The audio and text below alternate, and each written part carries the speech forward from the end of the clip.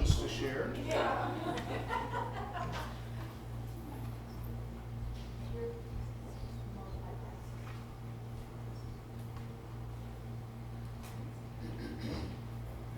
All right, you ready? Yes, sir. I am.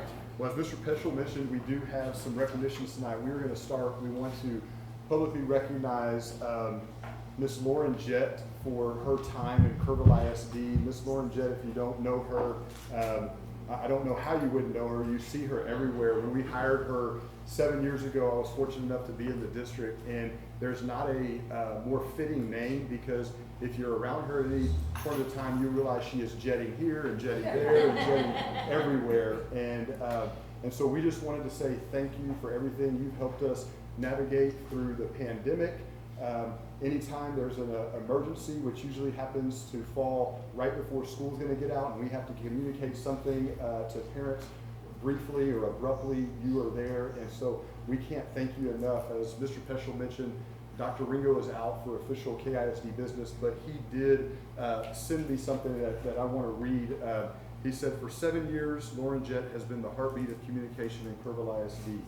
Through her creativity and passion, Ms. Jett has shared our campus and our district stories that strengthened our KISD community, amplified our success, and connected us all in meaningful ways. We extend our sincerest wishes as she embarks on the next chapter, returning to the embrace of her hometown and the district she graduated from. Lauren, you will always be a cherished part of the KISD family. So thank you for everything, Ms. Jett.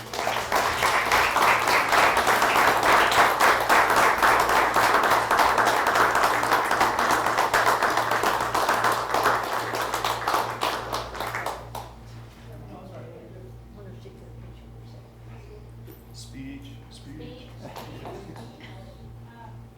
No speeches, that's why I'm the PR. For everyone else.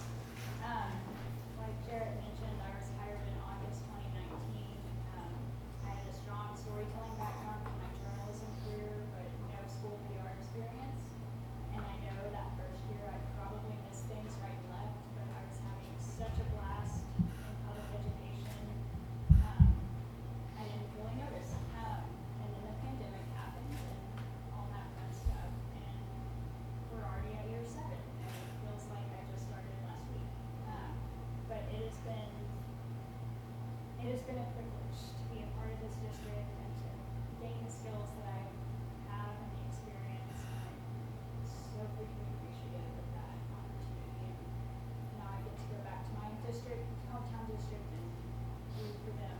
So I really appreciate the last 7 years. Thank you. Thank you very much.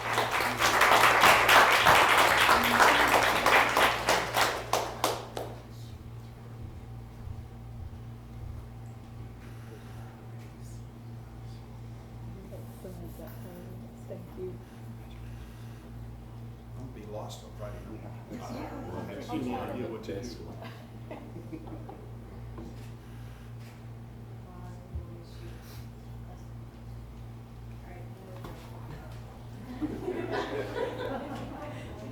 Jared, you want to go stand over there? I'll get a picture with Mrs. Jett as well. I'd love to. Should you go too far? Costco. Yeah, hold on.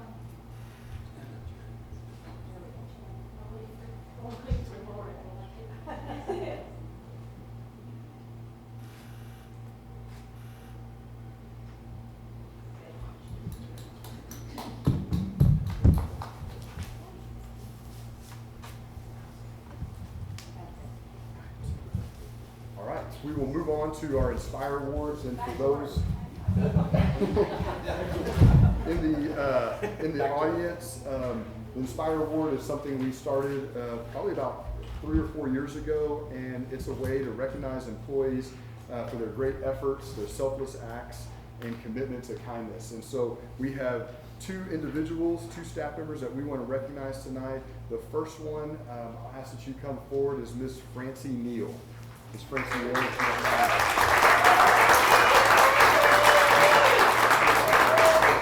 So Miss Neal was nominated by Jeeton Euler, and want to read what Miss Euler said about Mrs. Neal. Francie is an invaluable member of the special education team at KISD. She is always quick to assist, demonstrating efficiency and dedication.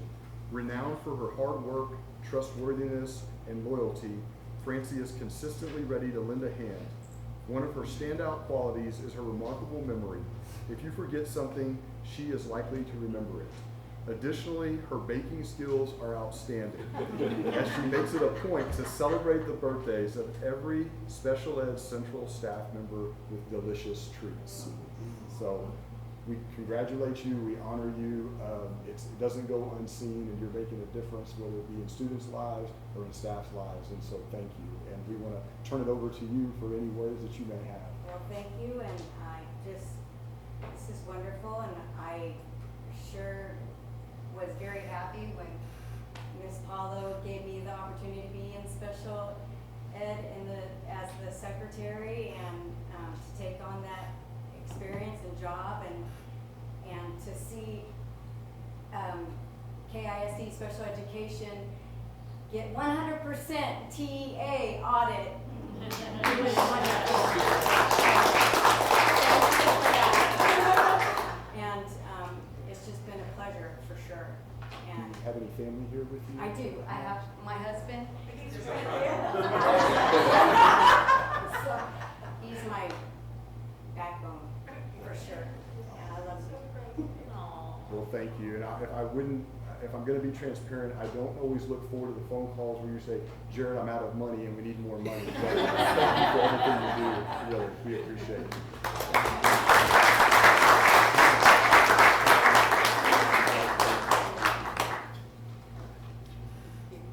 We know that secretaries actually run the building, so we appreciate you. Thank you. For all you do. Thank you so much. Appreciate it.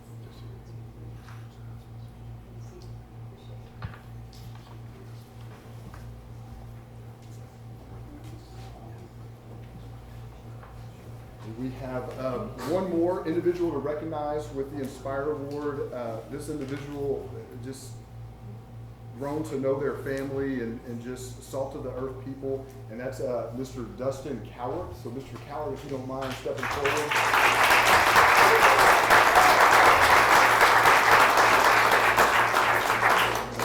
And I'm going to read two things that were sent in regarding his nomination. One from Katie Butler at the Hal Peterson Middle School librarian, and she wrote, Dustin has a heart for helping our KISD students who are the most at risk and urgently need guidance in getting back on track to success in school and life. Dustin's passion for helping kids manage stress and working through healthy solutions for difficult circumstances is evident in his interactions with DAEP students and KISD staff. Because he wants students assigned to DAEP to find pathways and connections back to their home campus, he eagerly embraced the idea of the secondary librarians leading a weekly book club and has facilitated a positive incentive system that motivated students to join our club, as well as earn campus rewards. Dustin guides students in learning accountability, responsibility, and healing at the alternative education campus because he believes in their potential and ability to thrive in our community. Ms. Sprayberry, the Tybee High School librarian, wrote, I have had the incredible opportunity to work with Mr. Cowart and Katie Butler to create a book club at DAEP. His joy and passion for students and their success is incredible. His respect for each student's story and path is what I most admire about him. He makes sure each student is seen and known while providing a space for them to grow and learn. So thank you, Mr. Cowart. Thank you very much, Gary.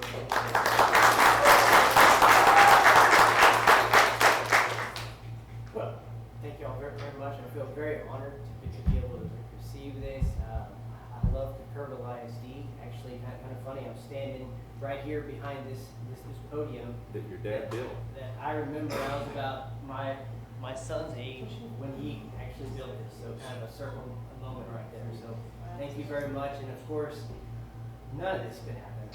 One of my favorite things to think about and say is iron sharpens iron. And I've been surrounded by extraordinary people, and that is why I am here. And so thank you all very much. And this is my family over there as well. Jessica Cowart, she works for the district. They all go to Kerrville ISD or work for Kerrville. It's an amazing thing. And also, Mr. Schwartz over there, amazing man, has taught me so much over the years. And so, thank y'all very much. Thank you.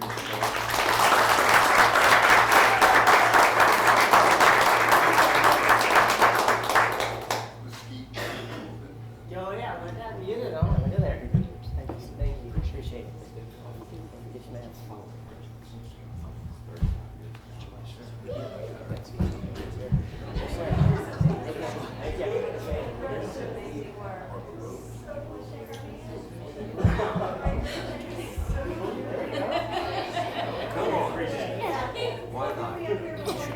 Get your man. Thank you, sir.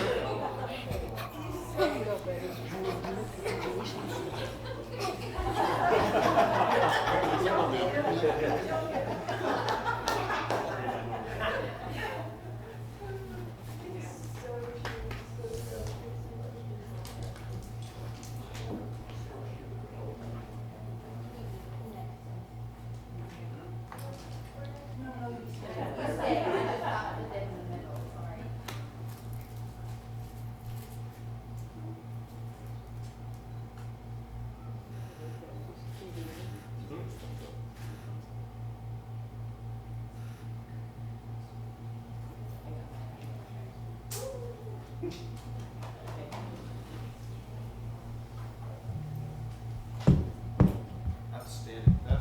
That's the best part of every meeting, is recognizing great people. So thank you.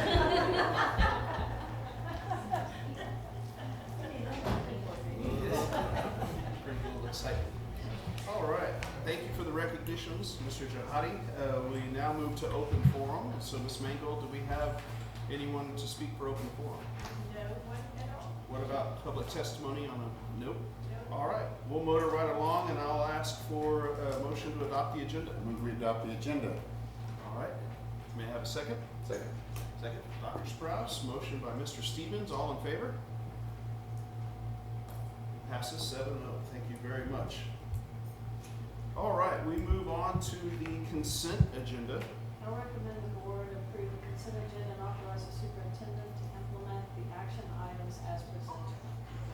All right, we have a motion. Second. We have a second by Dr. Sprouse. Any questions on the, I have a phone call from New York. uh-oh. Are you there?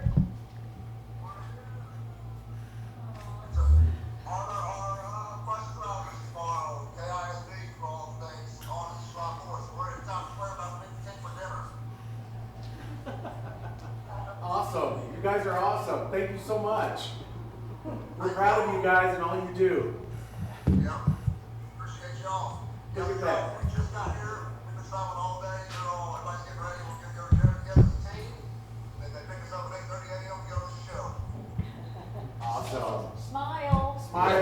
You're representing us on a national level. You guys are awesome. All right, have a good time. See y'all. Bye. Bye. TFND. What fun, what fun, what fun. All right, we had a motion and we had a second. Are there any questions on the consent agenda? Anything you needed to point out, sir? Just on upcoming events, page 30 that we have there in the board packet, our future board meetings on October 20th, November 17th, and really December 15th, just kind of 3 months out. Get them on your calendar. Yes, sir. All right. We have a motion, we have a second. All in favor? And that carries 7-0. Thank you very much. Now we'll move on to the information items. And first up is going to be discussing teacher incentive allotment program. And Yes, sir. And so we're going to invite Miss Amy Arns up to present that information item. And we have her presenting on that teacher incentive allotment program. And Ms. Arns, you are ready to go.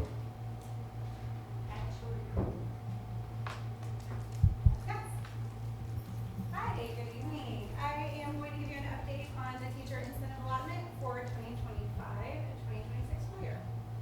So as you know, this revolves around goal 4, which is to recruit, support,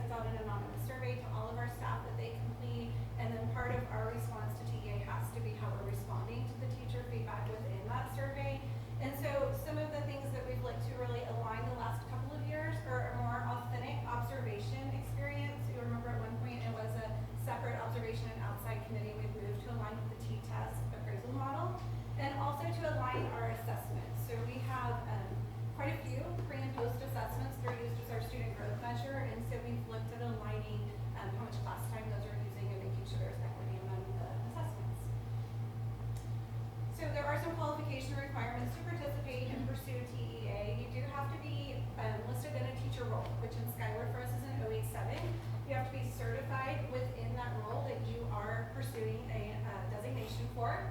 You have to have proficient ratings in domains 2 and 3 for your T-test, so proficient or higher.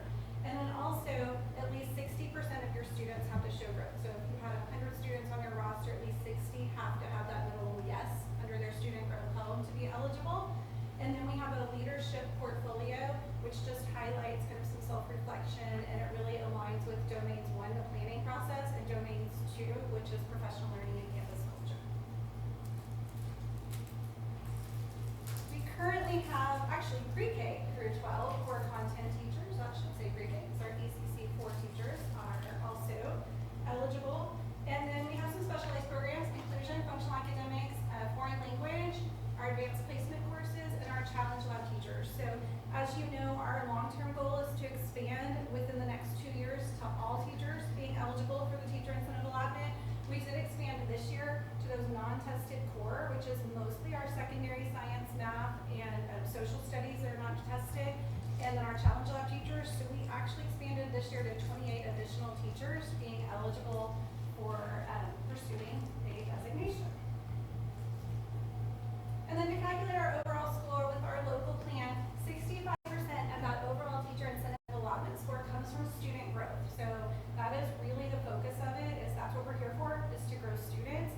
And so that's the biggest weight of our overall score. 30% is from that T-test observation, which is done at the campus level, and then 5% is from the leadership portfolio. And so TEA also has an additional requirement of a 15-minute walkthrough for everybody that's in our assignments, but that is a non-scored option. So the 3 components for your overall TIA score for our district are student growth, the T-test observation, and the leadership portfolio.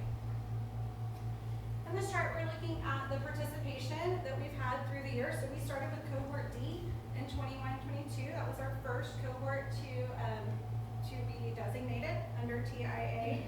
And we are now in cohort G is pending. That was last year's teachers. So our teachers who pursued last year are pending designations because it takes time for TEA. We submit that data and TEA will come back in February on those official approvals. So we're working currently in cohort H. And you can see we've seen increasement, particularly on that year where we did move to a more campus T-test aligned observation last year.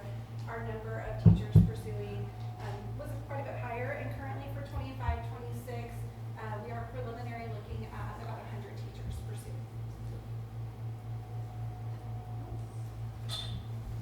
And again, because we are in cohort D, we have teachers whose designation will expire. It's a 5-year designation through TEA, so they get 1 payout allotment every July from us. And 2027, that first cohort will expire. So to not have a gap in that payout in July, we have communicated with them, TA communicates with them as well, that they'll need to pursue next year. So going into 26-27, our original group, our cohort D, will pursue again if they choose to, so that they don't have a gap in that payout the following July. And then something else just to consider is we do have 2 teachers in the district who are not currently in a TIA eligible position, but do have a designation from that original cohort. So we either need to expand to those content areas by that point, or they will need to consider going back into a TIA eligible assignment.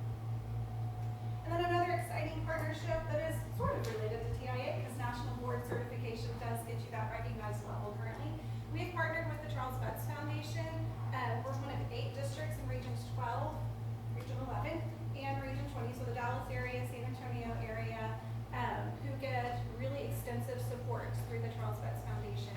And so we have 8 teachers currently in that program, 5 campuses. It's an 18-month commitment.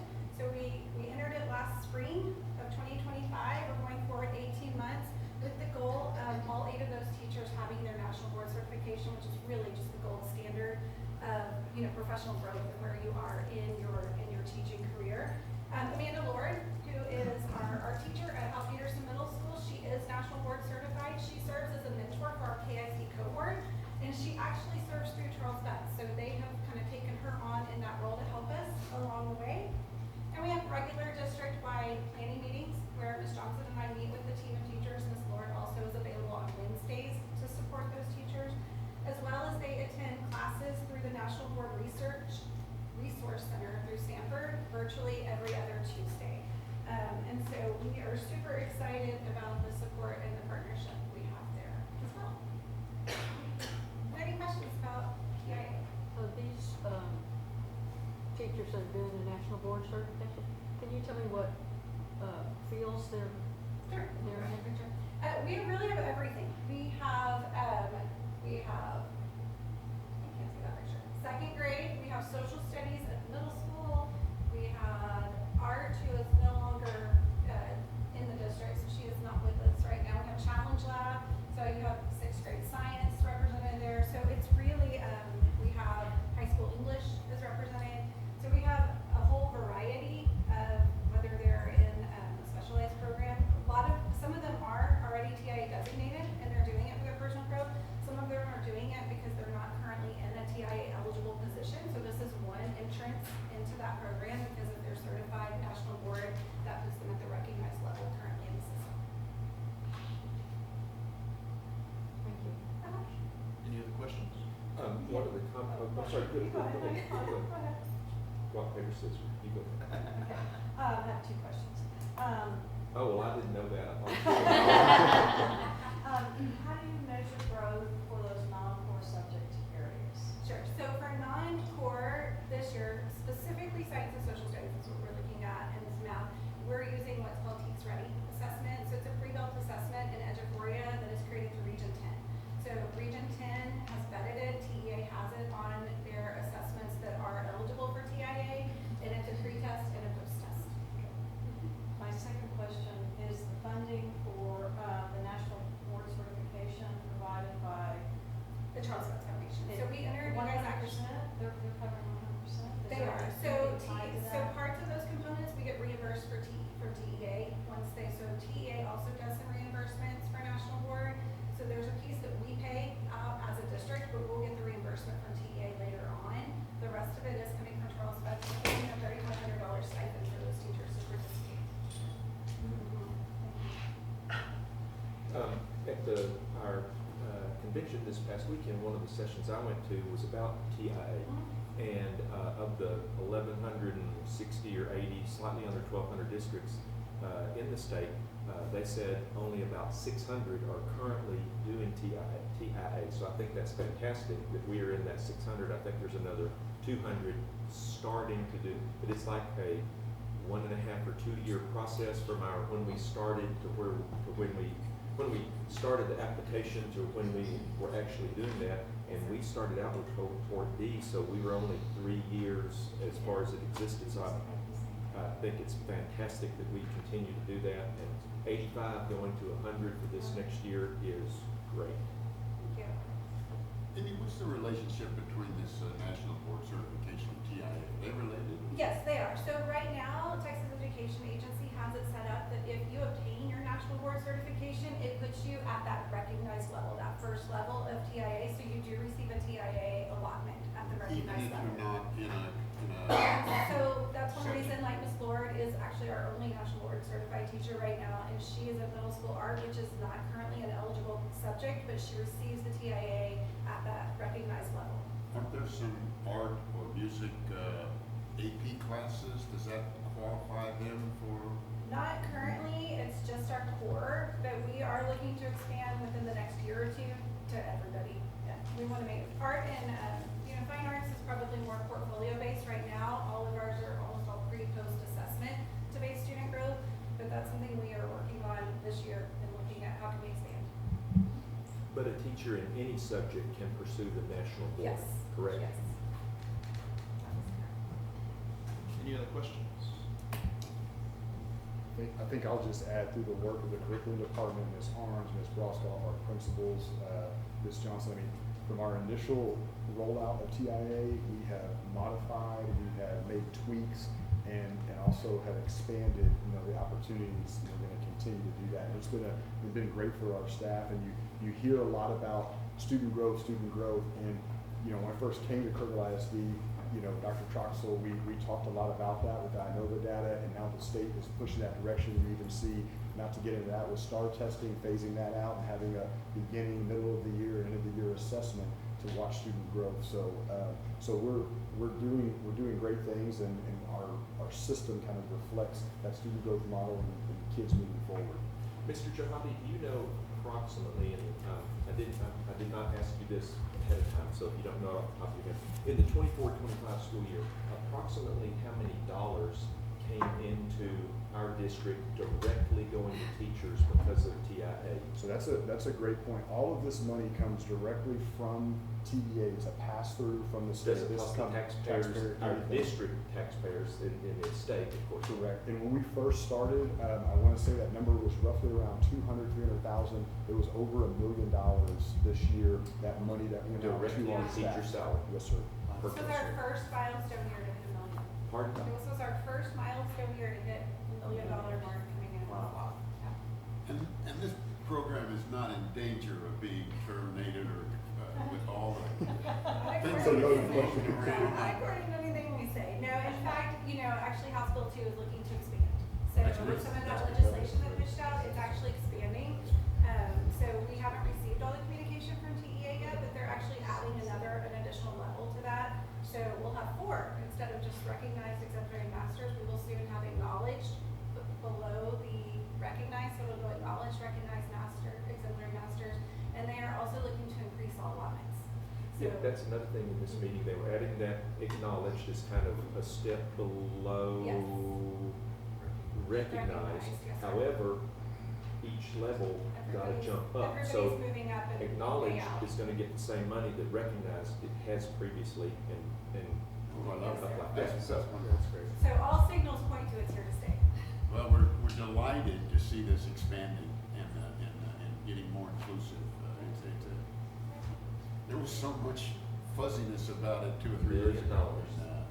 And we're glad to see Great. it solidified. That has been one of our goals, to be more clear and transparent. All right, thank you for your presentation. We appreciate it. We do. Next on the agenda, Ms. Johnson's going to come and introduce our principals and discuss campus improvement plan for our elementary campuses.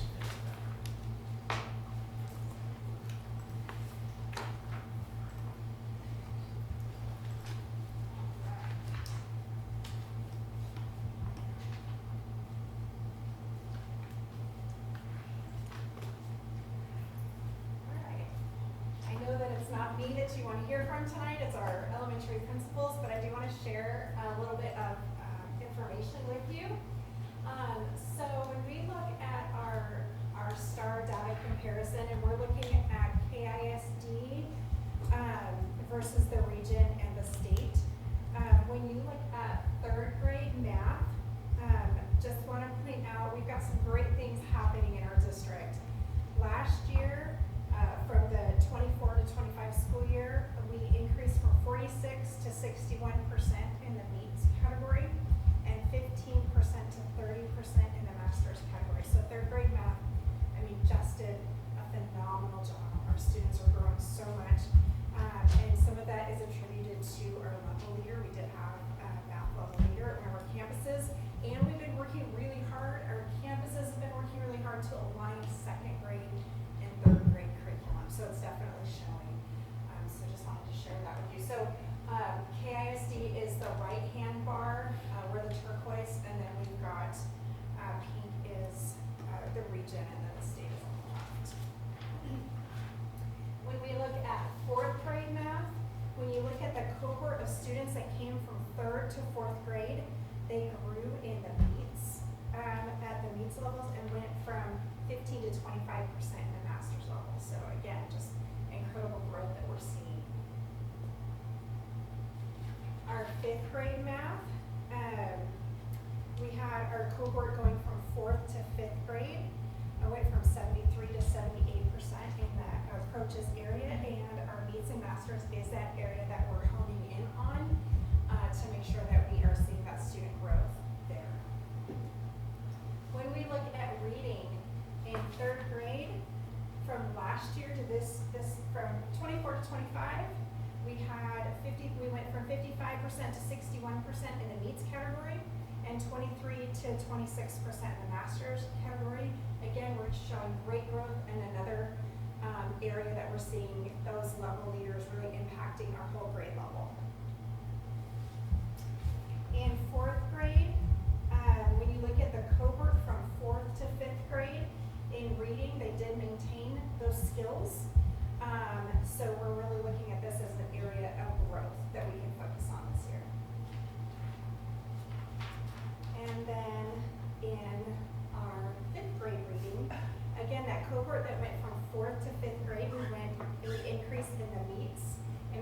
30 to 35% in the master's category. So we're really seeing some great things happening, and wanted to share that overall data with you before you were able to listen to what's going on our campuses. And so I'd like to have Ms. Guzman from Nimitz come on up, and she's going to share some great things happening. Oh, I feel like I'm front and center here, Mr. Jahani, with the really. Tally going first. I'm so sorry. Well, we can get you, it's fine, you're up there. I'm here already, So you're good, I think. I made the whole trail over here, so. Okay, are we ready? Yes. All right, so good evening, board members and Mr. Jahadi. I am Ms. Guzman. I am proud principal of Nimitz Elementary. And thank you for giving us this opportunity to share the exciting things happening at our campuses. So in regards to STAR, the information you see up there, so the goal that we have at Nimitz is to have 60% of our students in 3rd through 5th grade in math and reading reach that needs level that we're talking about. So we're very proud this year in the accountability rating. Nimitz received an A in domain 3, and that's in closing the gaps. And that is a really hard achievement to do because it's about reaching those special populations. We also got a distinction in academic growth, closing the gaps, and college readiness. So we got 3 distinctions as well. So we contribute this success as the PLCs that we always talk about, professional learning communities. And that entails just intentional lesson planning. We always talk about our WIN groups, those intervention groups that we have. We're consistently going over these groups. We're building formative and summative assessments in order to give our students purposeful data. Nimitz, for the first time ever in Kerrville, we are piloting the dual language program. So that's starting in 3rd grade. So what we're doing, and we're also utilizing our lever leader at that point, part in the math component. Our goal is to have our students, by the time they reach 5th grade, to be bilingual and biliterate in both English and Spanish. We consider this to be an asset for our students. So we are very excited at Nimitz Elementary to lead that charge here at Kerrville ISD. So another thing is that we are in our first year of capturing kids' hearts. We just started our first year, and we're started off with our morning meetings. We did that last year, but we have a lot of that engagement in the morning, having our morning meetings. We have our social contracts up. If you ever visit our classrooms, you'll have a classroom ambassador welcome you, going over social contracts. And this ties into PBIS as well, our positive behavior intervention systems as well. So that ties in perfectly with that initiative. We are also in our 2nd year at Nimitz. This is our very own, it's called our Behavior Huddle, where we create plans for our students that have Tier 2 and Tier 3 behaviors. So that's been very successful for us. Also, we are so proud of our Nimitz Drumtastic that was there at TASB. We were so happy, cheering them on from what we hear from the minute we had a parade for them and everything at school. So they were so excited to get over there. They were very nervous. We were eating lunch with them and everything, but they did amazing. We're also getting ready to start our 2nd season with Girls on the Run. It's a running program. It's nationwide. We practice 6 weeks, and I say we, I go in there once in a while, but 6 weeks, twice a week. And they end up running in November. They're going to run a 5K in San Antonio. So this is our 2nd season doing that. It's called Girls on the Run. Also, we just chose our Nimitz Admirals, and they are part of our student leadership team on campus, and you will see them in the homecoming parade that's coming up. So they'll be on one of the floats. Do you have any questions? I do. How is the CCMR, College Career Military Readiness, how is that measured at elementary ages? Well, You mentioned that. Still based on academic success and indicators toward that growth. Okay, all right, thank Yeah, you. we don't have them in our OTC yet, or, it's working towards the certification basic foundations that you need to get certifications later, intake, dual credit, all of those things. Okay, thank you.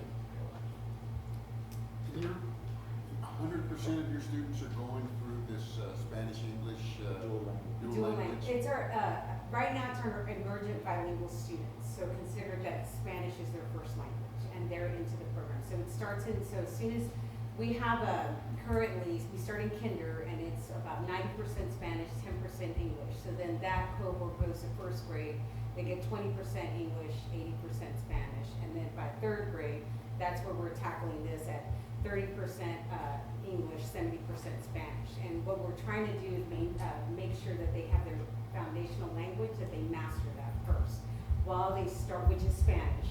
And then they start just learning that English component. So by the time they hit 5th grade, having 50-50 of both languages in instruction, they'll be able to master both languages. So that's our goal. How many kids is that involved? It's pretty much, we have 20-ish per grade level in minutes right now. 20 students that are considered EB and within that program right now. You need to get all of the students. I guess I've talked about it. I talked about it at our PTO, and you know, this is what it's called the one-way program, dual language. You want to do a two-way where we can offer it to English speakers. That would be an amazing goal. Yes. That's been Dr. Sprouse's goal for 28 years. For Well, we're 28 getting it years, started. it has been my goal that if kids could finish elementary school non-native Spanish speakers and they were fluent in hearing and understanding and speaking, writing, I don't really care about that, but that would be a fantastic asset for those kids. It would. All of our students to have to be For the rest of their life. bilingual. That's an asset to have in Texas. And that's Mr. what Johnson. And thank you for recognizing that. The drum might continue to be. Your pleasure. I think Ms. Rostoff wanted to add something. Yes, I just wanted to say that this pilot of dual language in 3rd grade and then moving to a dual language model rather than our early, but we have done an early exit, meaning that we try to get them all English as fast as humanly possible. That's been in the past. Last year, with the help of Ms. Manchester and Ms. Guzman and our staff, our bilingual staff, and also Calderon, we had a bilingual task force. And so the bilingual task force then came up with the idea and made the recommendation that we pilot this and see how it goes. So we're headed there, Dr. Sprouse. It's a goal. Thank you. You might need to stay on the board 10 more years. We'll get there. He answered, He asked your he asked my question, okay. questions, yes. Outstanding. All right, thank Great you. work. Thank you. I think next we'll invite Ms. Carpenter from Tally Elementary to come forward. Good evening. Thank you so much for the opportunity to share some of the great things going on at Tally Elementary. As always, our goal is that students develop that strong academic foundation in math and literacy. And our goal is to have 65% of our students at the master's level for STAR and 40% at 65% at the MEETS level and 40% at the master's level. And this past year, our targeted goal for accountability was really focusing on improving our domain 3, that closing the gap score.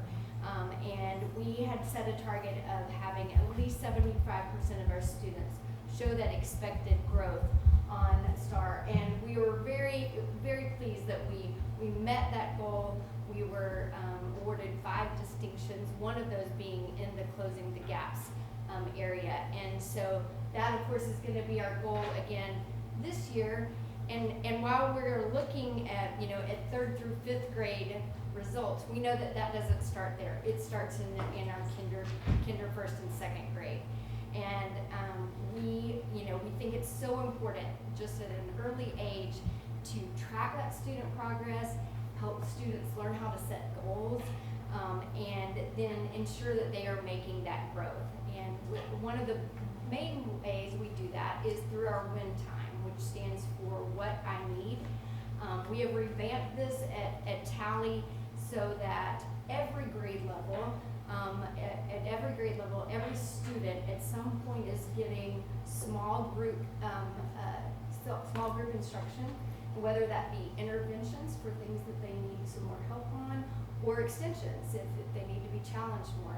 And we feel like that by doing this, you know, at such an early age, that is building that foundation so that we can have that success once they are in those upper grades taking that STAR test.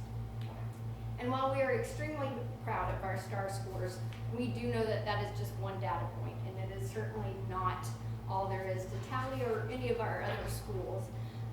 And we are always working on ways to strengthen our culture at Tally Elementary. And this year we are proud to share the positive impact that Capturing Kids' Hearts has had on our campus. We were, again, like Ms. Guzman said, one of the schools that went through that training this year. And our staff has been so intentional about building those meaningful relationships with students, creating those safe and supportive classrooms, and really reinforcing those positive behaviors through consistent routines and affirmations. And I think it's so great to see kids learning skills that they need for a lifetime. How to shake somebody's hand and look them in the eye and introduce themselves. How to share positive news. We have a thing called good things, where kids are asked to share good things that are going on and that focus on positive things. How to give affirmations to their friends or to their teachers, and also how to act and how to respond when you do make mistakes, and how to turn that around. And so that's one of those things that we're focusing on through Capturing Kids' Hearts. And that ties into our school-wide SOAR expectations, which stands for safe, on task, accountable, and respectful. And one way we really spotlight is through our SOAR bulletin board. When we come in our school, we've got a big bulletin board where teachers and staff can write notes recognizing students who have soared by demonstrating those characteristics. And our students really love seeing their names and their contributions displayed, and it just builds that culture of that positive choices are noticed and are celebrated. And the results, I think, of that are just seeing that, you know, students are more engaged, they're more intentional about their actions. They are our discipline referrals. I think it causes a decrease in our discipline referrals, and there's just a greater sense of pride and belonging on campus. And so, in short, we really feel like that Capturing Kids' Hearts is not just a program at Tally, it's really who we are, because we want every kid to feel, you know, every day to be able to feel valued, to feel loved, to feel connected. And then I think that builds that foundation where they're ready to learn, which is why we're all here.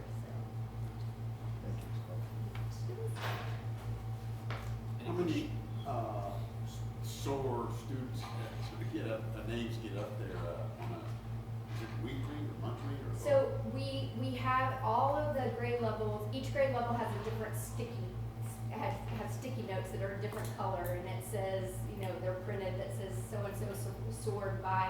And so they just stick up. They send the kids and they stick them up on the board, and then I recognize them on the announcements every day.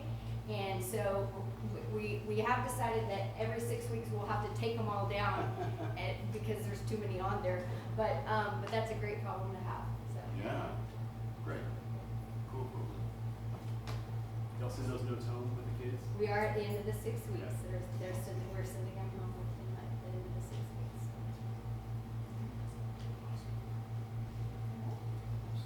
All right, thank you very much. And next we have Miss Katie Miller from Daniels Elementary. Good evening, and thank you for giving us this opportunity to share the great things. You'll know I kind of started in a weird spot. I started mid-year, and so last year was my first full year that I was at Tom Daniels for the entire academic year. And I could not be more proud of our staff and students for the growth that we showed. So our overall accountability had a 4-point increase from the 23-24 school year to the 24-25 school year. And we had big jumps in lots of areas, especially at the master's level. That is something that has not always been a strength at Tom Daniels, and I'm super proud of the work that our teachers did. Our approaches is always fantastic. We get them to pass, but how do we get them to those next levels of meets and masters and continuing to grow them throughout the course of 3rd through 5th grade? Another area is our relative performance is a huge strength of ours. So in accountability, one of the pieces is looking at your relative performance compared to your comparison group of 40 schools. When you look at that, we knock it out of the park. So schools that have similar demographics to us, we're performing at a very high level. Our big focus this school year is going to be on overall academic growth. If you look at our historical data, our third grade does a fantastic job. I have some incredible teachers in third grade who get really great results when it comes to accountability.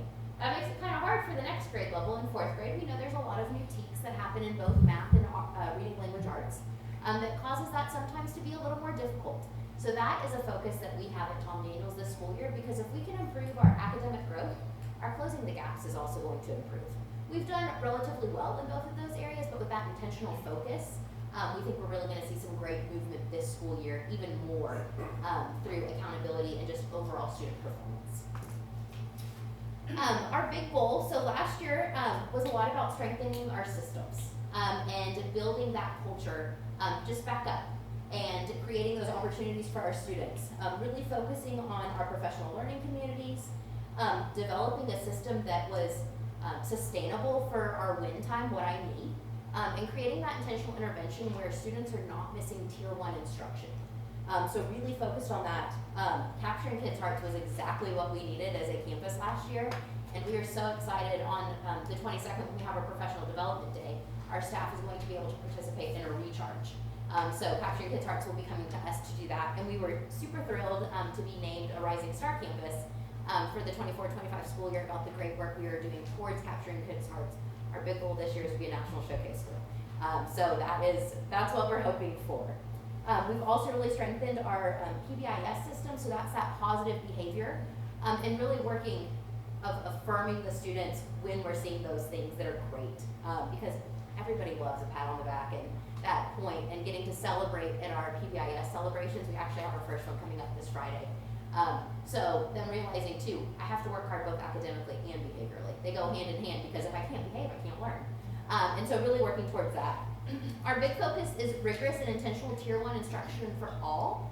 And some of the things we're doing this year, and this is really a district-wide thing, is really the use of high-quality instructional materials, kind of aligning. I think that's a big focus that we've had in the curriculum department this year. And my teachers have been all in, which has been fantastic. And we're seeing those results in the classroom already. And really that lesson internalization. We have great resources. Unfortunately, in the world of education, for so long, it was like, we gotta find the next best thing. But really using the things that we have in place, but using them well. And so super proud of our teachers with the work they're doing with that. Also being very intentional with our WIN groups, and making sure we're providing those extensions too. I think sometimes we get so caught in the weeds about the intervention that we also forget about the kids that need that enrichment. So making sure we're providing that. And just a big focus on small group instruction.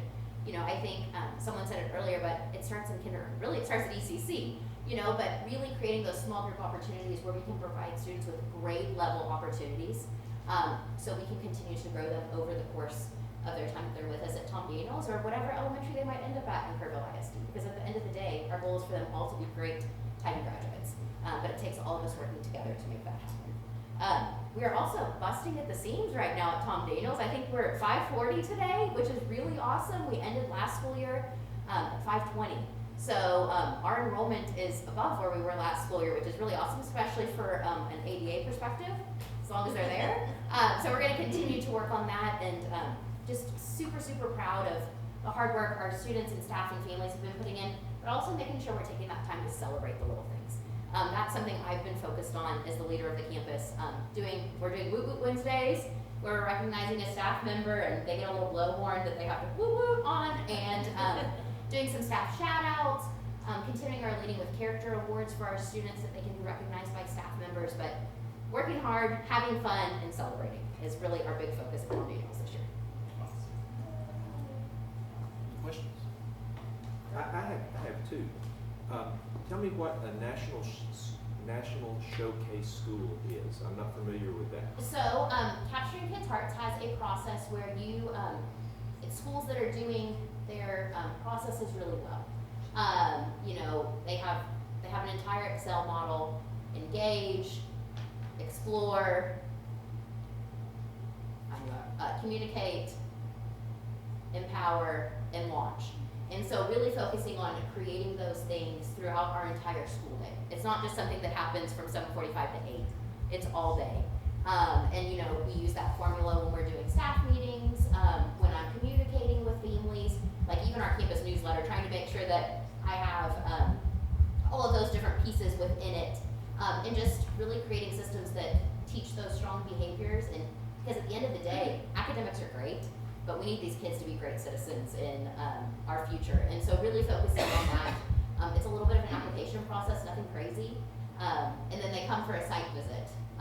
Kenny Kay is our strategist. I'm not sure if y'all have ever met. Well, she was there at TASB on Friday with Capturing Kids' Hearts, but they come for a visit, see the great things we're doing, and then we just find out in the spring. But it's a really cool honor. I'm not exactly sure how many schools in the nation it's awarded to, but I've been part of other campuses that have done it. It's just a really cool opportunity and way to recognize the great things we're doing in Kerrville. So it's kind of schools who are doing an A+ version of Capturing Kids, or Yes. an A+ job of the Capturing Kids' Heart program. Yes.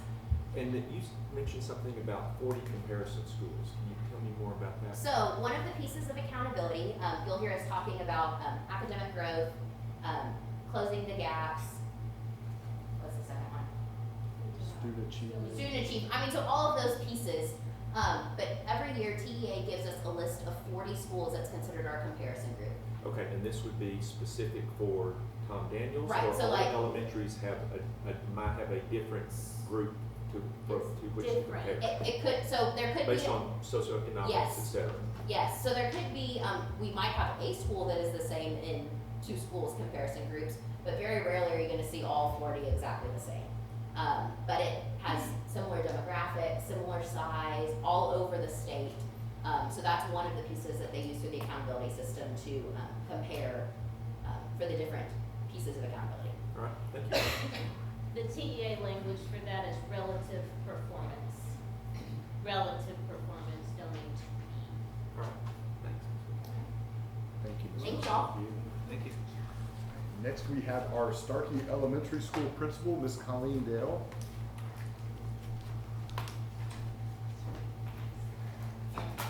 Good evening. I want to thank you all very much for this opportunity to meet with you to discuss the work we're doing at Starkey. Today marks 9 weeks that I've been in the district and at Starkey. I've been home with Starkey, and we've done a lot of work. As you guys know, we have a lot of work to do. When I got here, I spent a lot of time listening to the staff, to the community members, to the parents, to the PTO, and just really trying to make everyone feel heard and to give me a gauge on, you know, what is the perception of what's going on here and what we need to work on. It was very, very clear that restoring Starkey to its former glory was one of the biggest things we needed to work on. So many people told me how awesome and amazing Starkey was. I went to Starkey, my kids went to Starkey. I mean, it was probably 2 months before I met an adult here in Kerrville that didn't go to Starkey.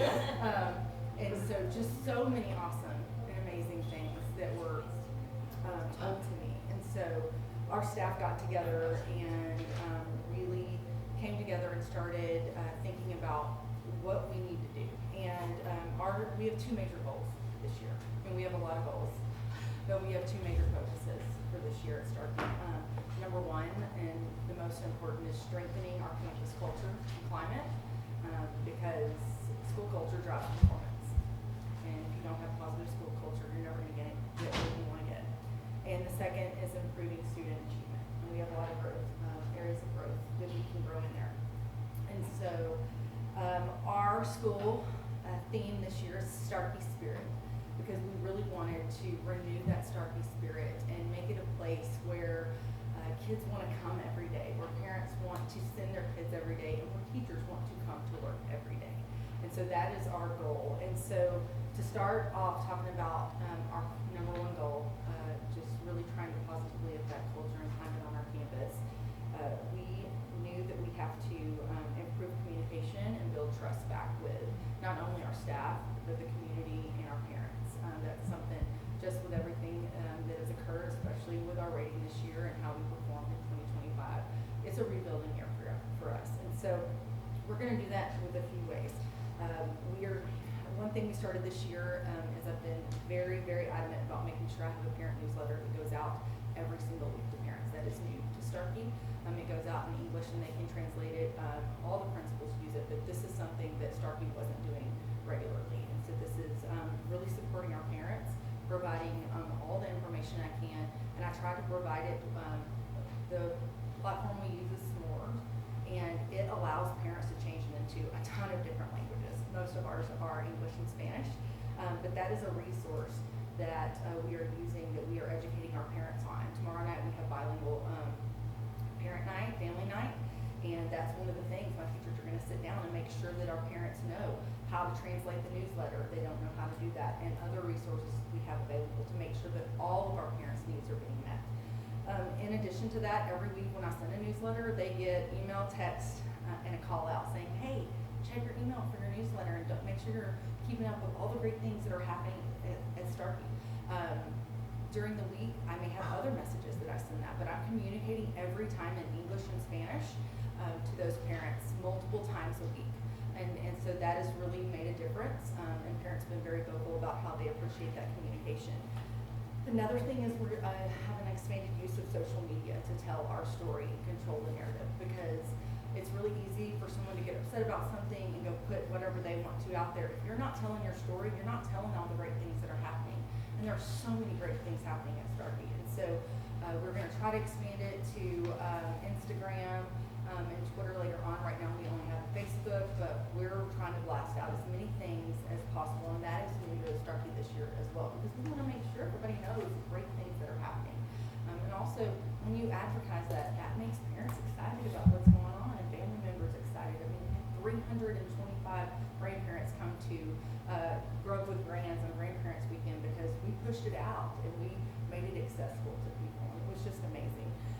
The other thing that's new is having a weekly staff newsletter and communicating with our staff and making sure not just communicating in email, but also we have a remind group where I send last minute things all the time. Things come up and I want to make sure my people are well informed, and they love that. But not just being there electronically, but also being visible and available to staff members and spending the time to do that, because it takes a lot of time. And that's my number one goal every day, is to be available to parents and to staff.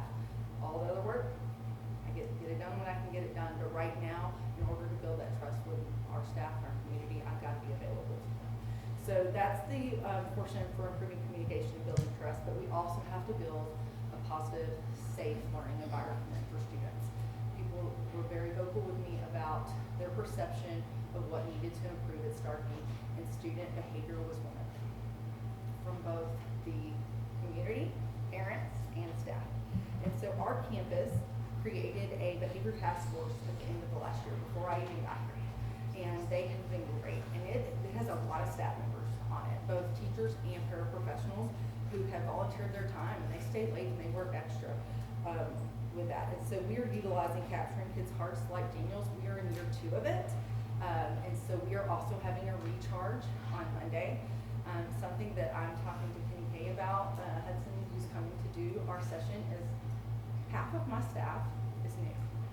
So we need to treat this almost like it's year 1 again. I know we only have a half day, but I want to make sure they leave with everything they need to know. But the Behavior Task Force met all summer long, and they created a full day of professional learning that we had in August, which was amazing. They used Capturing Kids' Hearts resources. We kind of had our own reset and recharge for that. We had a team that went to Behavior Solutions and is using the Behavior Solutions program this year to help us with our motto, which is be respectful, be responsible, and be safe at Starkey.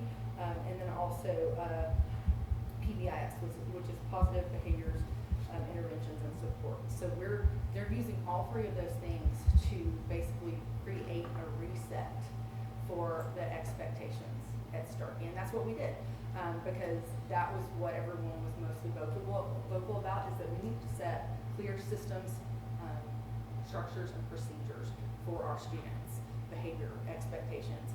And so we spent the first 2 weeks going over that and training kids, training how to behave in the cafeteria, how do we behave as we walk down the hallway, how do we behave in the classroom, how do we behave in the restroom, how do we behave in the specialist class. Every aspect at arrival, at dismissal. We started from ground up. And so it's been a great start. Big key to that is actually continuing that work and holding kids accountable. And so that is the thing our teachers have to keep doing each and every day. But it's made a huge difference. I've had a lot of compliments on what a huge improvement behavior has been. And so that's huge for our classrooms, because if students are behaving, teachers can teach them. And so those are the things that our behavior task force work on, and it was just really great for us. So setting those clear behavior expectations across all the school settings and holding students accountable, but also partnering with parents to help them understand the behavior and attendance and accountability aspects. And you know what that looks like is, I notice a parent who's bringing their kid late, an hour late for the first 3 days of school, and pick them up an hour early the first 3 days of school.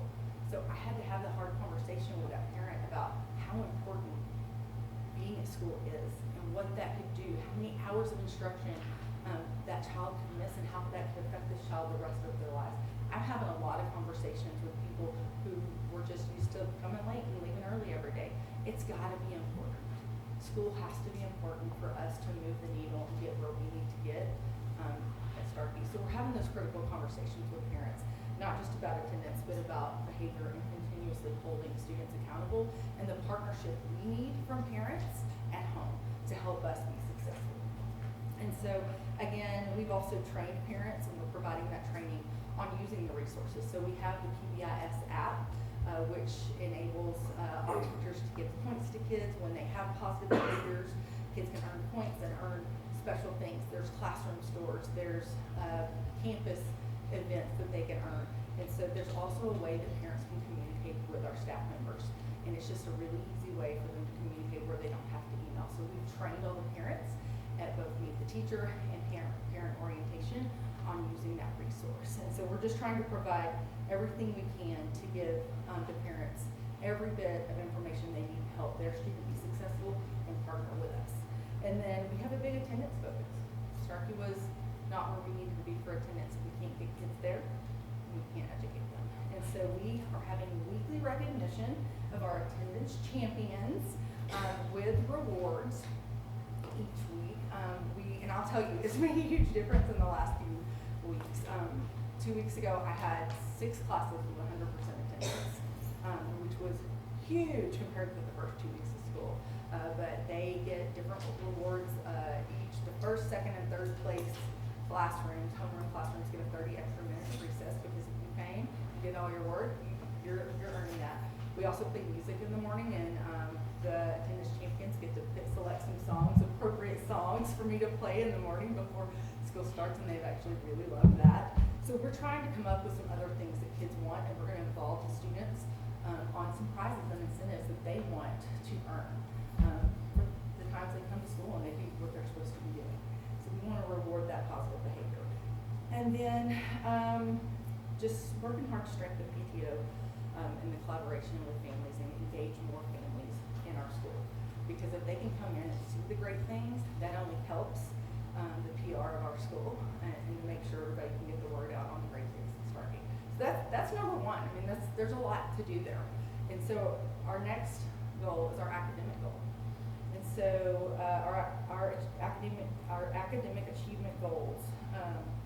When we look at our data, when you look at the one pager, I will say that we did look at 4th grade meets and masters from 2024 to 2025, and we were pleased to see some growth there. And that's where our lever leader teacher was working in reading language arts last year. And so we think that shows that we had some growth there, and that was a good use of that position. When we look at our overall data, the area we struggled the most in was domain 3, closing the gaps. And you've heard other principals talk about it, but we really struggled. And it's an area we really need to grow in. And when we were looking at our goals, we decided there's 4 parts of domain 3, and we're going to pick the 2 biggest parts that we're focusing on: academic achievement and student growth. And academic achievement is looked at in domain 1, but it's also looked at in domain 3, closing the gaps. And for us, the state sets interim targets for each subpop of a certain percentage that they believe that subpopulation, so our subpopulations that count most for us are all Hispanic, white, and the high focus groups, which include SPED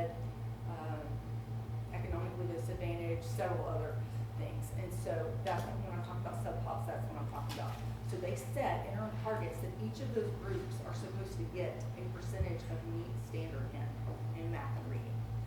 Okay, we did not meet any of those last year. And so when other schools have goals like we want 60% of our kids to get meets, well, that may not work for our campus because there's some of our sub-pops that may only need to get 39%.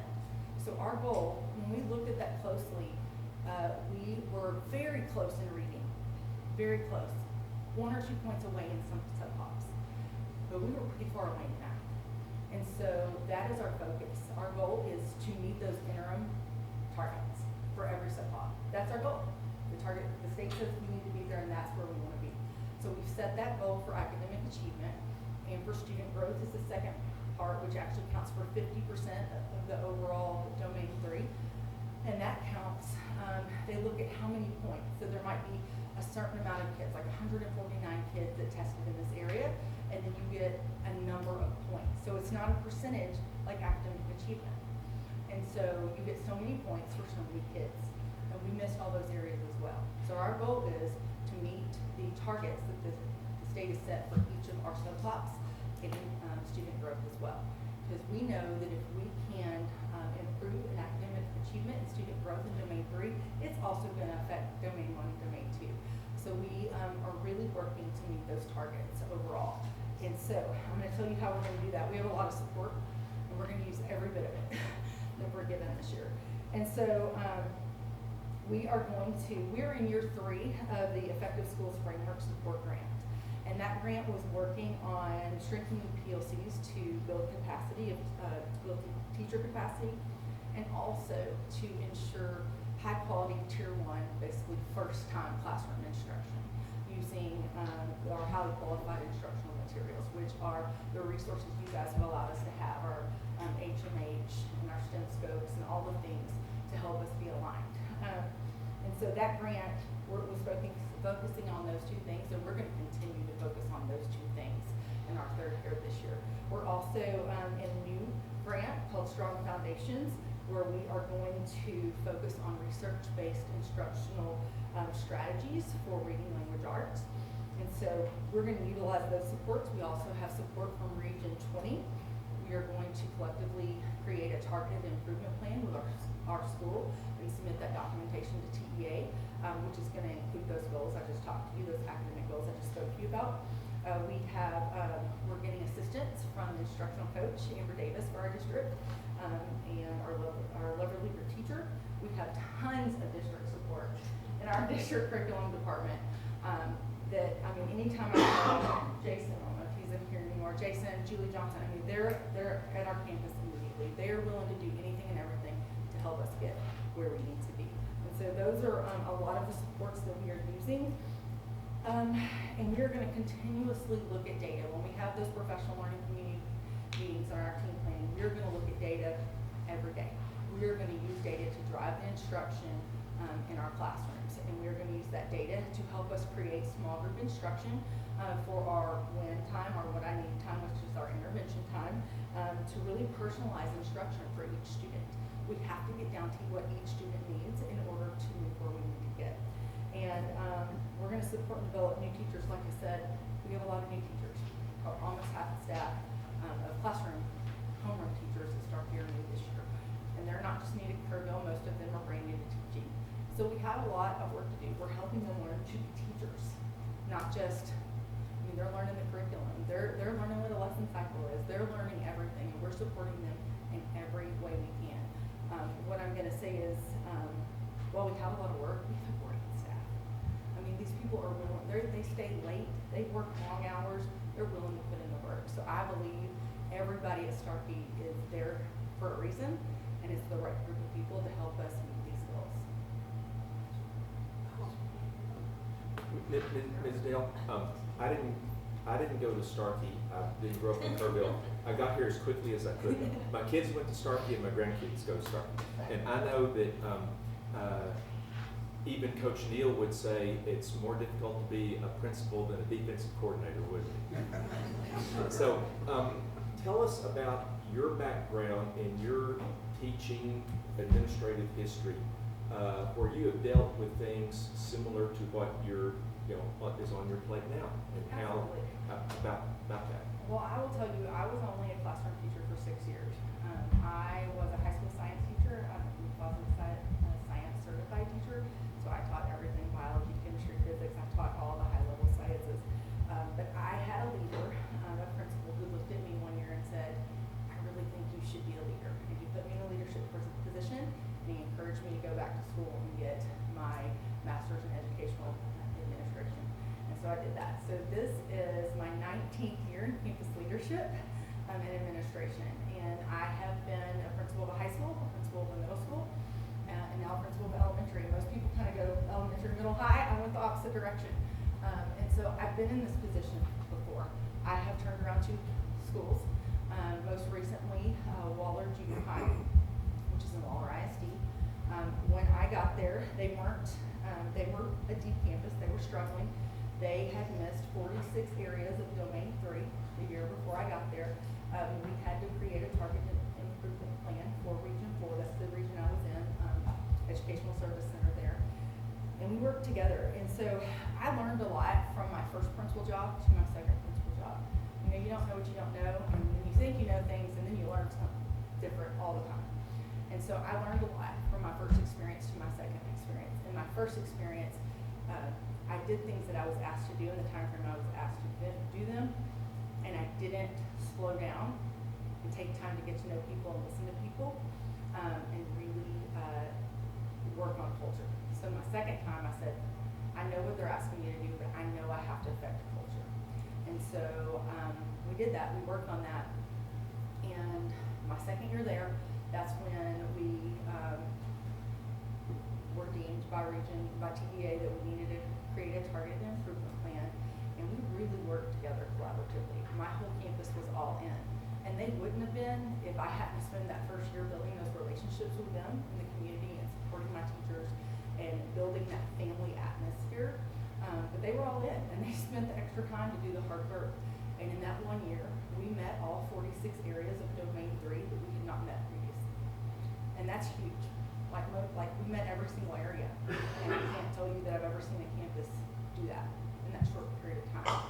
It takes a lot of work, and it takes a lot of love, and it takes understanding what your big rocks are. Okay, take care of the big things first. And then you've got to figure out how to get the little things done too, because those are important people too.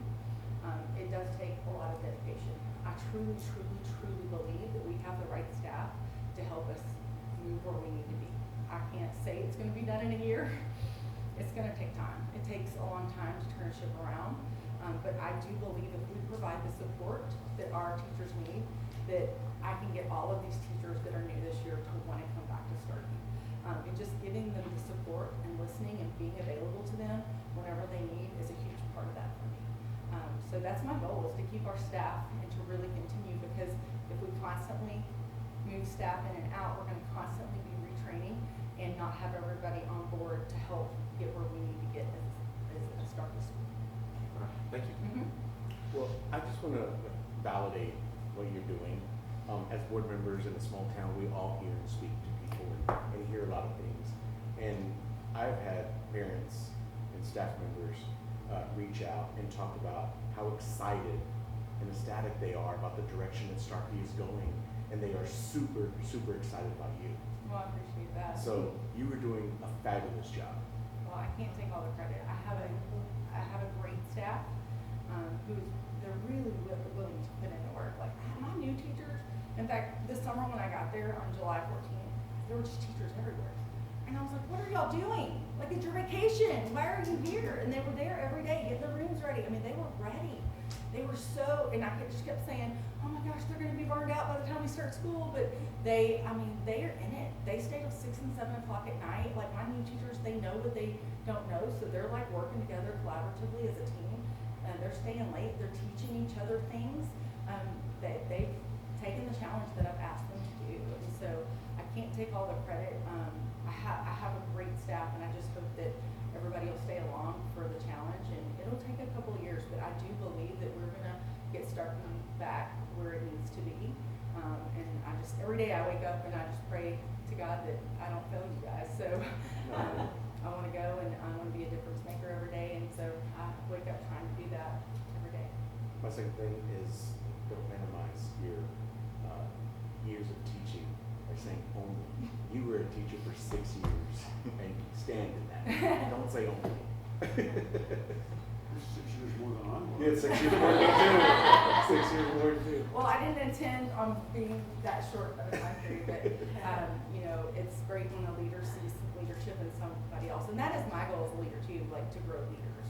So I see some potential on my campus, some potential leaders that I already have plans for some people. They don't know it yet, but I have plans to grow people into leadership positions.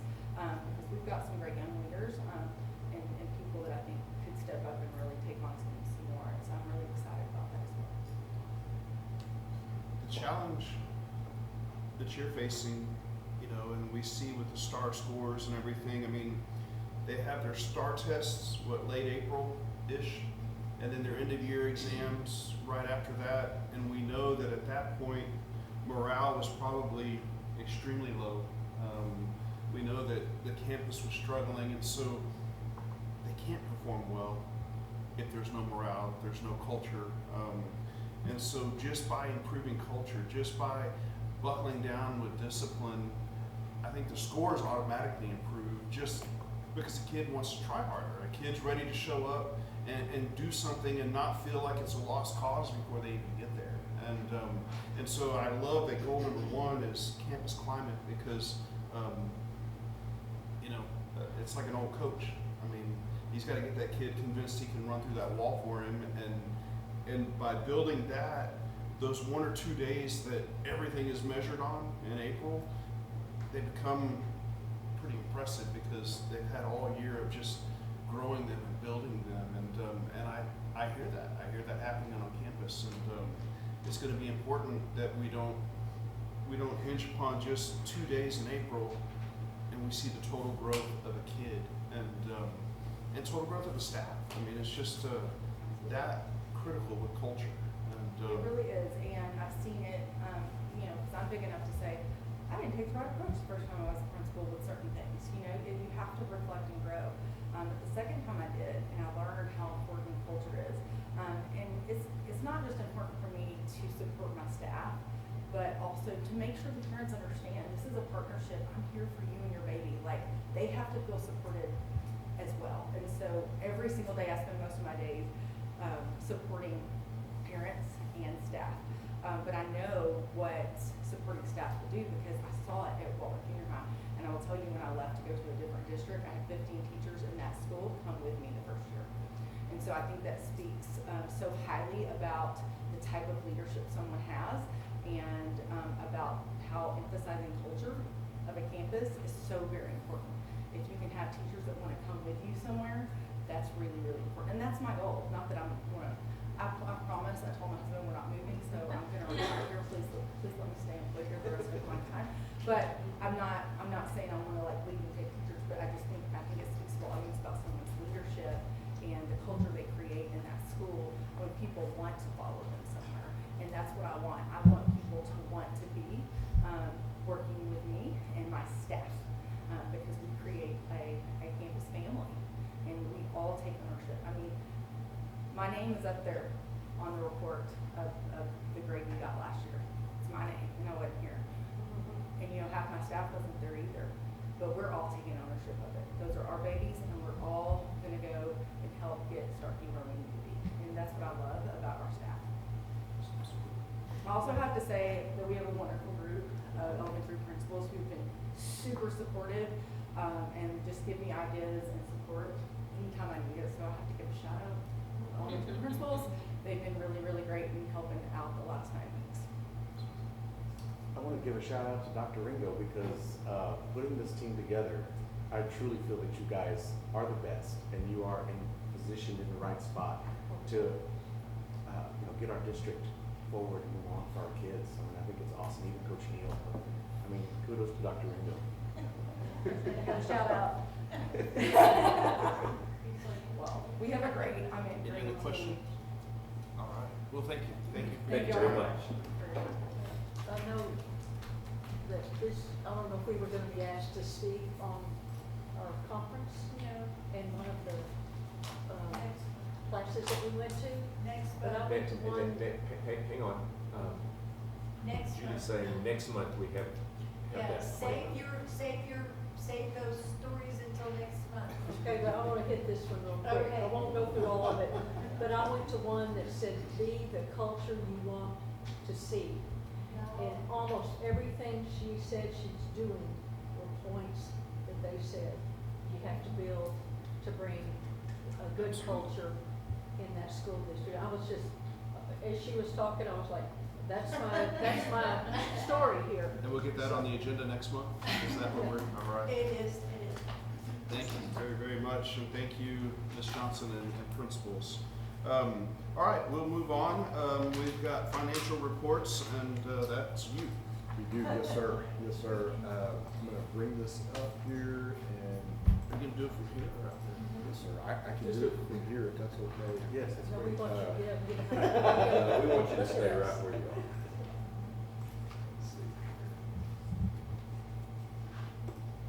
All right, so these reports are a little bit lengthier than these are quarterly reports, and just to be completely transparent, none of these numbers are final.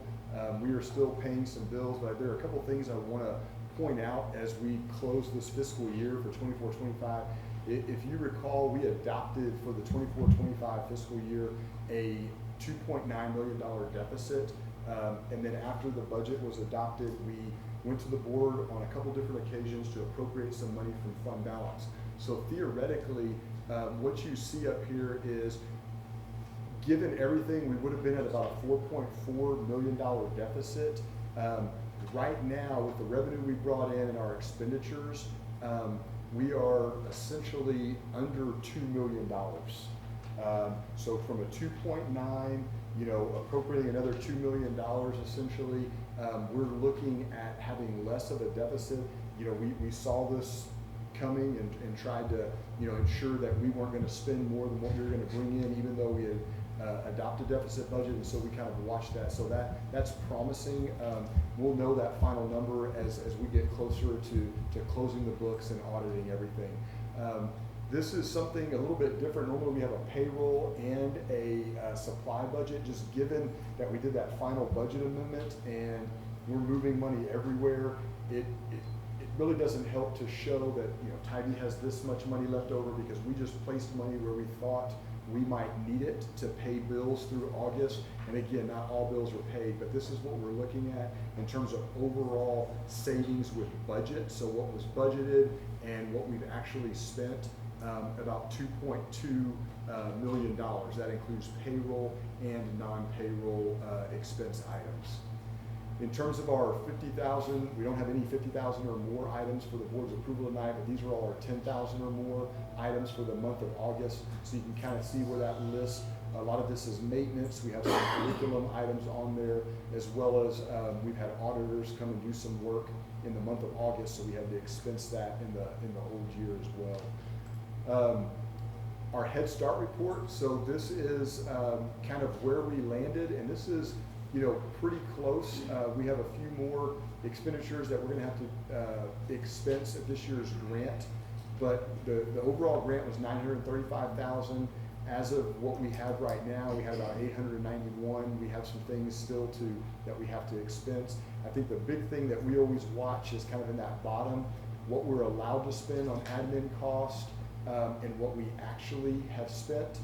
So you can see we're 15%, but we're about 8.6%, and then what we're required to match on our 199 side. So we're in great shape there. And then our child nutrition, and again, we have some revenue that's still going to come in from August claims, meals that were served in August that have not come through the Texas Department of Ag yet.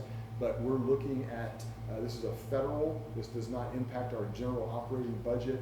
And since we've been with the Food Service Management Company, I can tell you we have not been in the red ever where we're having to use 199 money to offset a deficit there. And so this money can only be used in child nutrition. This helps replace equipment, fridges, coolers, all of that stuff. So anytime we have a surplus, we're very thankful for that in that program. And then this busy worksheet is our investment report. And again, the thing we're constantly watching is this this area here, our actual cash flow. So you can kind of see where our money is in terms of whether it's in an investment pool or whether it's at Security State Bank, and always making sure we have enough cash on hand for payroll and accounts payable to pay bills. I will note, part of the reason we don't have as big a deficit is our investments came in a lot higher than what we budgeted for, and that is due to these interest rates that we have seen. If you've heard anything in the last couple hours, couple days, it looks like the Federal Reserves are looking at decreasing interest rates, so they could be decreasing that on mortgage and certain things. So we'll watch this for the 25-26 school year in terms of how much money that's going to bring us in, and the money that we have in our investment pools. And I think lastly, on our financial quarterly reports is our tax collection. And again, this really isn't final until the audit. You can kind of see we're in great shape in terms of our current collection and our overall collection. Just to remind everybody that we budget for about 98.5%. So overall, we're at 98.75%, and we'll continue to collect taxes, through October for this last fiscal year. So, be happy to answer any questions on the financials. Any questions? All right, thank you, sir. We appreciate that. Now we'll move into our action items. Topic number 1 for action is consider Kerr County Appraisal District Board of Directors nomination. Would you like to speak to that, Mr. Jahadi? Yes, sir. So I believe, and Ms. Schmidt, correct me if I'm wrong, every 2 years we are able to nominate individuals on our behalf of Kerrville ISD to sit on the Kerr Appraisal District Board, which is very helpful because that plays a large part in our funding and how that works. We have Ms. Melinda Schmidt and Ms. Amy Blighter, who are currently serving on that board right now, and tonight we bring those nominations to the board for consideration. I recommend the Board of Trustees nominate Amy Blighter and Melinda Schmidt to the Board of Directors of the Kerr Central Appraisal District and submit the completed resolution to Kerr CAD. Dr. Sprouse, can I say it? Ms. Hayes, thank you very much. Any questions? Thank you for your service. We appreciate it. All right, all in favor? Nay. I'll abstain. All opposed? And abstain? 1 abstain. All right, that passes 6-0 and 1. Next up is board resolution authorizing wage payments during an emergency. And again, Mr. Jahadi? Yes, sir. So as y'all are aware, part of the reason Dr. Ringo is out of the district along with our staff members is because of the incident on July 4th.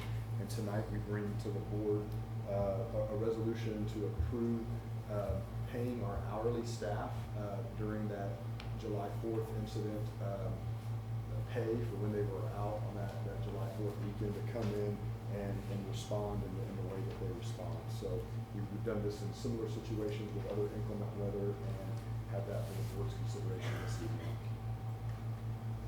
All right, you've heard the recommendation.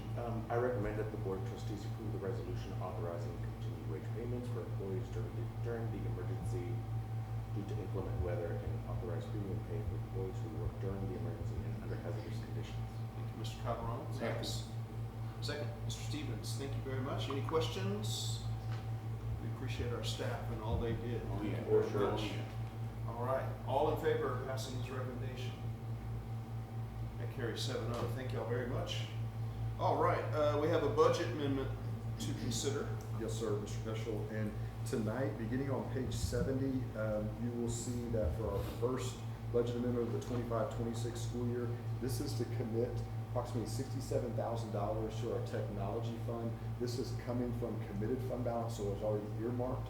This is the district's 20% responsibility, and again, it's coming out of you can see on page 71 on the bottom there, that $67,000 is coming out of what we have already committed, and this is to expand and improve on our infrastructure. It can only be used for technology, so that's for the board's consideration tonight.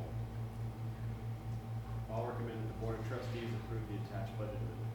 Thank you, Mr. Booth. Second. Second, Dr. Sprouse. Any questions? All right, vote on the budget amendment. All in favor? And that carries 7-0. Thank you all again. All right, Mr. Johadi, you're on to talk insurance. Yes, sir. Yes, sir. So this is a little bit left over from last meeting in August. The board approved the district's portion of the hail insurance claim that we had that encompasses the high school, the middle school, and the number that we showed was roughly about 6.8 million or so. The district's portion is just the deductible. And whether that number goes up out of transparency to be open to the board, we have had TASB, Miss Shelley has been awesome, Kim Shelley at TASB working with her. They have approved some other work that was part of that insurance claim, and so that number has increased to 8 million. It could continue to increase to $10 million worth of work. It would not increase the district's portion. The district is still only responsible for the deductible, but we wanted to go ahead and get permission from the board to expense that in the event it comes up to $10 million, and if we need to, we'll come back to the board. I did want to point out one thing that was brought to my attention earlier today that I think is important to note is this insurance claim that we're presenting that has nothing to do with our auto or white fleet that we're ruined because of that hailstorm. So that's a separate claim that we're working, and that's roughly about $460,000. And the district's deductible for this amount is approximately what? $3.2 million. Yes, sir. Yes, sir. You've heard the recommendation. I recommend that the Board of Trustees approve spending $10 million of TASB insurance pass-through money for claims from the March 2025 hailstorm. Second. We have a motion from Mr. Calderon, Dr. Sprouse with the second. Any questions? All right, all in favor? And motion carries 7-0. Thank you again. All right, now we're going to consider personnel. Mr. Johadi. Yes, sir. So tonight we don't have any recommendations to the board for hiring. We do have two recommendations or two considerations for the board that we'll get to. Before that, just wanted to point out we do also have some new substitutes coming on to Kerrville ISD on page 77, and it's always great to see retired teachers as well as certified. We have a plethora of certified teachers that are joining that substitute list. So that's great to see. Beginning on page 78, this is the first action item regarding personnel, and this is to approve our teachers who are going through the local permit process. They're currently in a certification program to obtain their teaching certificate, have not completed that. And some of these staff members, or quite a few of them, have either been paraprofessionals with us that are now pursuing teacher certification, and so we bring that tonight for the board's consideration, beginning on page 78. I'll recommend the board approve the school district teaching permits as presented for the 25-26 school year. Mr. Bill, second, Mr. Boone. Any questions? There's some good names on that list, so we're glad to have them. And we'll keep encouraging them as they get done. All right, all in favor? Motion carries 7-0. And I believe our last action item under personnel begins on page 80 in the board book, and this is for waivers for two administrators who we are currently working through their certification, need to take their test. These were late hires. We were fortunate to hire Miss Colleen Dale at Starkey, which created a vacancy at the middle school, or excuse me, at the high school. We were able to get Miss Dixon on board, as well as Mr. Ramirez. This is similar to back in 2023. We had Coach Davis, who was going through that certification program at the middle school, and did the same thing. So that's for the board's consideration this evening. So that's just a 1 year. I recommend that the Board of Trustees approve the certification waivers for the 2025-2026 school year as presented. Second. Second, Mr. Stevens. Motion by Dr. Sprouse. Any questions? All right, all in favor? And that motion carries. All right, with that, I do not think there's any reason to go into executive session, so I'll entertain a motion to close. I recommend